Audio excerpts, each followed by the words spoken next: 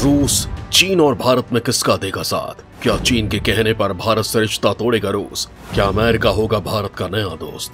क्या चीन कर देगा रूस और पाकिस्तान दोनों को बर्बाद? चीन से तनाव के बीच भारत ने बीजिंग शीतकालीन ओलंपिक खेलों का राजनयिक बहिष्कार कर दिया है, जिसमें भाग लेने के लिए रूस के राष्ट्रपति व्लादिमीर पुतिन पहुंचे हैं। भारत के बीजिंग ओलंपिक का डिप्लोमेटिक बहिष्कार करने के फैसले का अमेरिका ने स्वागत किया है, जबकि चीन पहुंचने से पहले ही रूसी राष्ट्रपति व्लादिमीर पुतिन ने ऐलान कर दिया है कि चीन के साथ रूस का रिश्ता अब अभूतपूर्व स्तर तक पहुंचने वाला है। यानी रूस ने तय कर लिया है कि चीन के साथ किस तरह का रिश्ता बनाना है। तो फिर सवाल ये उठता है कि क्या चीन और रूस के रिश्तों के बीच भारत तालमेल बिठा पाएगा, या फिर रूस के लिए भी अब भारत का महत्व कम हो गया है? चीन दौरे पर रूसी राष्ट्रपति। मोटे तौर पर देखा जाए तो विश्व की राजनीति इस वक्त नया करवट लेती दिख रही है। कई नए समीकरण बनते हुए दिख रहे हैं। चीन में आज से शुरू हुए बीजिंग शीतकालीन ओलंपिक का अमेरिका और ब्रिटेन समेत दर्जन भर देशों ने जब मानवाधिकार के मुद्दे पर बहिष्कार कर दिया है, उस वक्त रूसी राष्ट्रपति व्लादिमीर पुतिन बीजिंग ओलंपिक के उद्घाटन समारोह में शामिल होने के लिए पहुंचे हैं। चीन पहुंचने के बाद रूसी राष्ट्रपति ने समाचार एजेंसी शिन्हुआ में लिखे गए लेख में चीन के साथ रिश्ते को अभूतपूर्व बताया और लिखा है कि रूस चीन की रणनीतिक साझेदारी एक नए युग में प्रवेश कर रही है और दोनों देशों की साझेदारी अब अभूतपूर्व स्तर तक पहुंच गई है, जिसकी रूस सराहना करता है। लेकिन सवाल ये उठता है कि अगर पुतिन ने रूस का रिश्ता चीन से इस कदर मजबूत करने का फैसला कर लिया है, तो फिर भारत को लेकर उनका रुख क्या होगा? बीजिंग ओलंपिक का बहिष्कार। बीजिंग ओलंपिक में गलवान घाटी हिंसा में शामिल पीएलए के सैनिकों मशाल वाहक बनाकर चीन ने खेल में भी राजनीति को शामिल कर लिया है, जिसके बाद भारत ने भी चीन के इस कदम को अफसोसजनक बताते हुए बीजिंग ओलंपिक का डिप्लोमेटिक बहिष्कार कर दिया है। हालांकि भारतीय खिलाड़ी खेल में हिस्सा ले रहे हैं, लेकिन व्लादिमीर पुतिन के साथ साथ इमरान खान, मध्य एशिया के 5 देशों के राष्ट्रपति, सिंगापुर के राष्ट्रपति हलीमा याकूब, मिस्र के राष्ट्रपति अब्देल फत्तेह अल सीसी और सऊदी अरब के क्राउन प्रिंस मोहम्मद बिन सलमान भी बीजिंग ओलंपिक के ओपनिंग सेरेमनी में शामिल हो रहे हैं,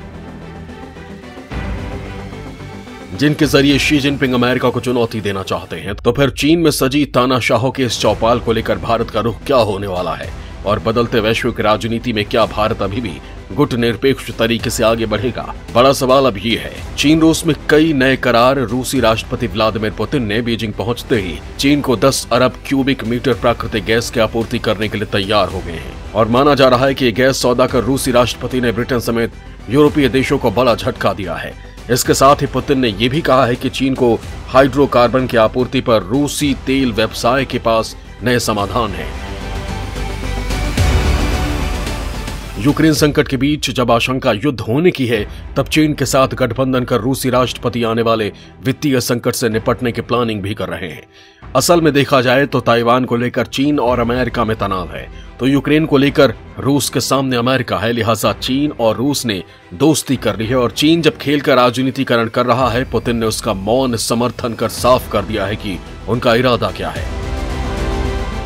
वहीं पिछले हफ्ते चीन के विदेश मंत्री वांग यी ने साफ तौर पर रूस को समर्थन देने का ऐलान करते हुए साफ कर दिया है कि चीन अब क्या चाहता है। चीनी विदेश मंत्री ने कहा कि अमेरिका को रूस की वैधानिक सुरक्षा चिंताओं को गंभीरता से लेना चाहिए। यानी चीन ने अपना पक्ष साफ कर दिया है, और यही चीन से उम्मीद भी थी। चीनी विदेश मंत्री वांग यी ने अमेरिका और नाटो गठबंधन पर निशाना साधते हुए कहा कि सैन्य गठबंधन को मजबूत करके या फिर सैन्य गठबंधन का विस्तार कर क्षेत्रीय सुरक्षा की गारंटी नहीं दी जा सकती है। विशेषज्ञों का मानना है कि चीन ने एक तीर से 2 निशाने साधे हैं। एक तो यूक्रेन के नाटो में शामिल होने की मांग को क्षेत्रीय सुरक्षा के लिए खतरा बताया है, दूसरी तरफ चीन की नजर क्वाड पर भी है। इसके साथ ही विशेषज्ञों का मानना है कि चीन और रूस इस वक्त दोनों को एक दूसरे की जरूरत है, लेकिन इन सब के बीच रूस भारत को लेकर क्या सोच रहा है और भारत यूक्रेन संकट पर क्या सोच रहा है, ये काफी अहम है। रूसी सैन्य सामानों पर टिका भारत का डिफेंस। वहीं विशेषज्ञों की चिंता इस बात को लेकर है कि रूस करीब 60% सैन्य सामानों की आपूर्ति भारत को करता है। लिहाजा क्या चीन के साथ बढ़ती दोस्ती भारत की सुरक्षा के लिए चिंता पैदा करने वाला है? हालांकि भारत के लिए रूस के साथ साथ अमेरिका भी महत्वपूर्ण सैन्य और रणनीतिक भागीदार बन चुका है। चीन की सीमा पर भारत अमेरिकी टोही विमानों से सैन्य निगरानी करता है। साथ ही भारत खुफिया जानकारियों के लिए कई अमेरिकी सैन्य प्लेटफॉर्म का इस्तेमाल करता है।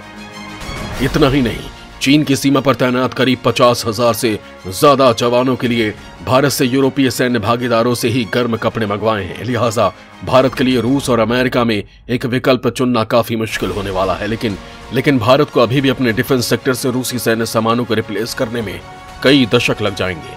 तो फिर सवाल यह है कि रूस को लेकर भारत अपने रिश्तों को किस तरह से आगे बढ़ाता है। आखिर भारत के लिए क्या मुश्किल है। रूस और यूक्रेन के बीच जंग के हालात पैदा होने के बाद जिस तरह से अमेरिकी नेतृत्व वाले नाटो देशों ने रूस की घेराबंदी की है, उसमें भारत के लिए ये तय करना बहुत मुश्किल होगा कि वो रूस के साथ खड़ा हो या यूक्रेन के साथ। हर हाल में उसे बीच का रास्ता अपनाना होगा। इस बात की पुरजोर कोशिश करनी होगी कि युद्ध का खतरा किसी भी तरह से टल जाए, क्योंकि युद्ध की परिस्थिति में जो समीकरण बनते दिख रहे हैं उसमें भारत ना तो यूक्रेन के साथ खड़े होने वाले अमेरिका और यूरोप को छोड़ सकता है और न ही यूक्रेन को अपने हिसाब से चलाने की जिद पाले बैठे रूस को। यह सर्वविदित तथ्य है कि रूस भारत का पुराना मित्र है। निश्चित रूप से ड्रैगन की इस तरह की शर्तें भारत से ज्यादा रूस के लिए मुश्किलें पैदा करने वाली होंगी, लेकिन जो लोग भारत और रूस के संबंधों को नजदीक से समझते हैं वो इस बात को अच्छे से जानते हैं कि भारत के लिए सैन्य आपूर्ति तो रूस कभी नहीं रोकेगा। लेकिन जो हालात बन रहे हैं उसमें रूस और चीन के बीच जो खिचड़ी पक रही है उस पर भारत को पैनी नजर रखनी होगी। परिस्थिति ये हो गई है कि भारत अमेरिका और रूस के बीच फंस गया है। बहरहाल कोविड महामारी के दौर में बात अमेरिका की करें या चीन की, रूस की करें या फिर नाटो देशों की, सभी देशों की अर्थव्यवस्था डीरेल हो रखी है। ऐसे में हर देश की जिम्मेदारी बनती है कि रूस यूक्रेन संकट को स्थायी समाधान के रास्ते पर खड़ा किया जाए। तीसरे विश्व युद्ध की किसी भी आशंका को खत्म करने के लिए भारत समेत उन तमाम देशों को आगे आना चाहिए जो दुनिया में शांति की स्थापना के तौर पर अपनी आवाज को बुलंद करते हैं। भारत की पहली कोशिश यही होनी चाहिए कि रूस और यूक्रेन द्विपक्षीय संवाद के जरिए समाधान खोजें। अगर नाटो का सदस्य नहीं बनने से यूक्रेन की अस्मिता बनी रहती है और रूस का ईगो शांत होता है तो इस पर बात आगे बढ़नी चाहिए।